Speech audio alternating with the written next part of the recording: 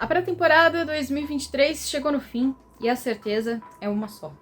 A Ducati tá prontinha para pintar a MotoGP de vermelho mais uma vez. Esse é o assunto de hoje, aqui no Grande Prêmio.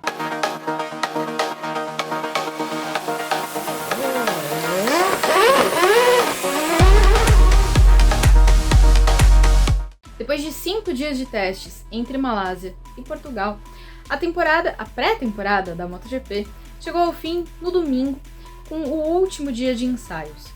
E como a gente mais ou menos já esperava, o show foi da Ducati. Eles já tinham liderado aquele último teste depois da temporada 2022, aquele teste tradicionalmente feito em Valência com o Luca Marini. Lideraram de novo na Malásia, de novo com o Marini. E aí os testes em Portugal terminaram com o Francesco Bagnaia, o campeão vigente, no topo da tabela. E foi uma liderança daquelas, porque ele destruiu o recorde de Portimão. Na verdade, foram 12 pilotos rodando abaixo do recorde da pista. A maioria deles, Ducatis. Porque quase todas as Ducati ficaram ali no topo da tabela, né? Só teve uma Ducati que não conseguiu andar no domingo, que foi a Ducati do Fábio Di Giannantonio. Por quê? Porque o Fábio caiu no sábado, foi até uma queda bestinha, foi um low side, só que na hora que ele chegou na brita, a brita de Portimão, ela é um pouquinho criminosa, porque ela é uma brita muito grande. E aí na hora que ele chegou na brita, a pirueta ficou considerável, ele tomou uma bela de uma pancada na cabeça, e aí ele acabou diagnosticado com uma concussão. E os médicos, uma coisa que é até um pouco incomum e não deveria ser, acabaram barrando a participação dele nos testes de domingo. Então ele ficou de fora das atividades de domingo, não pôde participar, mas é uma pré-temporada bastante positiva para a Ducati. Se a gente comparar com o que aconteceu no ano passado, aí eles têm mais motivos ainda para ficar satisfeitos. Por quê? No ano passado, a GP22 foi uma moto mais manhosinha de acertar.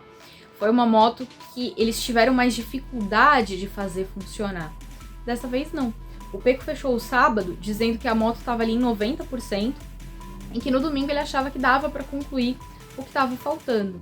E aí no domingo, já na primeira parte, assim, antes da metade ali daquela pausa pro almoço, que na MotoGP não tem pausa, né? Só eles param um pouquinho pra comer e tal, mas o relógio continuou contando. Ele já tava ali na liderança e depois ele ainda conseguiu esticar um pouco mais, baixar um pouco mais o tempo e aumentar a margem dele. Então, ele chegou ao 100% que ele precisava para desenvolver essa moto. Então eles conseguiram entender como funciona a GP23 muito bem.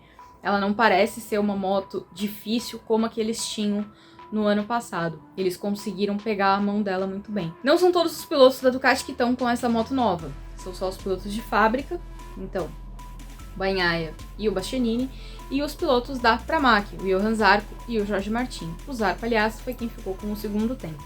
Os outros estão com a GP22. E qual GP22? A mesma GP22 que era a do Bagnaia, que tem um motor diferente. Não era exatamente o motor que a Ducati tinha feito para a GP22, porque o Pecco tinha escolhido um motor diferente depois dos testes, porque ele não tinha gostado do motor que tinha sido desenvolvido para ela, tinha pego ali uma versão anterior, uma versão diferente, e tinha sido homologado para aquela moto, uma alternativa diferente. Então, por exemplo, o Marini, ele fez a temporada passada com a GP22, mas não é a mesma moto com que ele estava correndo.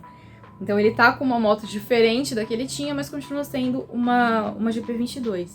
Então tem aí essa diferença para ele. Para a concorrência, é um sinal péssimo, porque vai ser muito difícil encarar essas Ducatis nesse ano.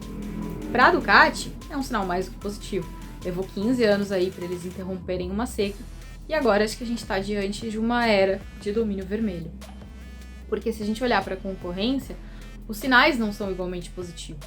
A Yamaha, nesse último dia, o Quartararo, só ele, conseguiu dar um salto, né? Porque ele tinha fechado o primeiro dia descontente, falou que estava ali, que não estava satisfeito com a moto, que estava se sentindo desconfortável e tal. Porque eles estão sofrendo com o ritmo de volta lançada. Eles estão sofrendo muito para fazer volta rápida. E esse ano isso vai ser muito importante, por causa das corridas sprint. Porque quando eles estão...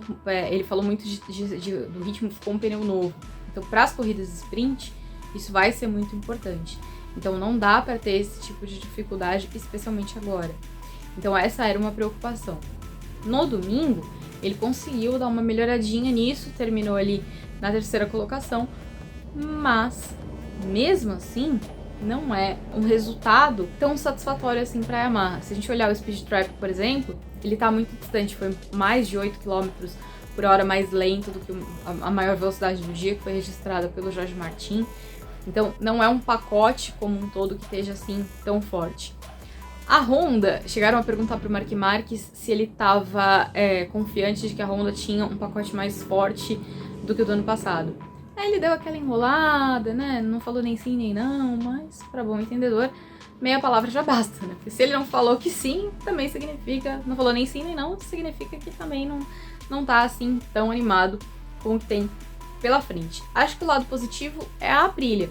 A Aprilia agora tem mais motos no grid, porque agora ela tem a RNF como equipe satélite. Os pilotos da RNF, o Miguel Oliveira e o Raul Fernandes, andaram bem. Foram os únicos que conseguiram ali se enfiar, né, se embrenhar ali no território vermelho que a Ducati construiu na parte de cima da tabela. Então tem esse lado positivo, mas a Aprilia tem uma preocupação, porque o Alexis Espargaró teve um problema no braço, parece que ele tá com uma fibrose no braço, e tem a possibilidade de ter que passar por uma cirurgia antes do início da temporada. Então a situação não é exatamente positiva para eles, não. Ficou uma coisinha um pouco complicada, mas parece que não é uma cirurgia muito complicada, parece que é um procedimento menor. Vamos ver se eles conseguem resolver isso de uma maneira mais tranquila. De qualquer forma, tudo indica que a Ducati vem aí para uma boa briga. O lado bom para quem vai assistir é que não faltam bons pilotos na Ducati.